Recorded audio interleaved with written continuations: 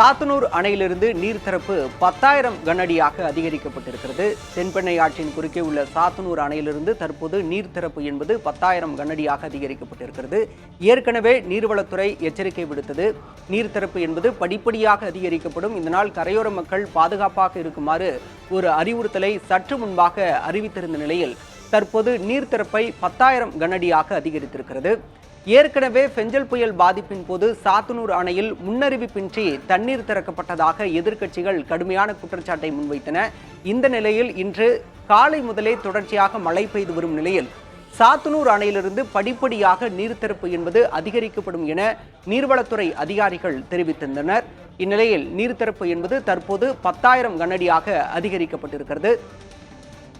இதனால் சாத்தனூர் கரையோர பகுதி மக்களுக்கு நீர்வளத்துறை அதிகாரிகள் எச்சரிக்கை விடுத்திருக்கின்றனர். அணையிலிருந்து நீர்த்திறப்பு 10,000 கனஅடியாக அதிகரிக்கப்பட்டிருக்கிறது. 119 அடி உயரம் கொண்ட சாத்தனூர் அணையில் தற்போது நீர் இருப்பு என்பது 6,975 மில்லியன் கனஅடியாக இருக்கிறது. நீர் வரத்து என்பது 2,900 கனஅடியாக இருக்கிறது.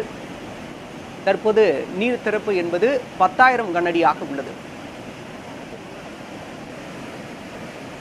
சாத்தனூர் அணையில் நீர்த்திறப்பு 10,000 கனஅடியாக அதிகரிக்கப்பட்டுள்ள நிலையில் தென்பெண்ணை ஆற்றங்கரையோர மக்கள் பாதுகாப்பாக இருக்குமாறு கேட்டுக்கொள்ளப்பட்டுள்ளனர். குறிப்பாக திருவண்ணாமலை, விழுப்புரம், கடலூர் மாவட்ட தென்பெண்ணை ஆற்றங்கரையோர மக்கள் பாதுகாப்பாக இருக்குமாறு நீர்வளத்துறை அதிகாரிகள் எச்சரிக்கை விடுத்திருக்கின்றனர்.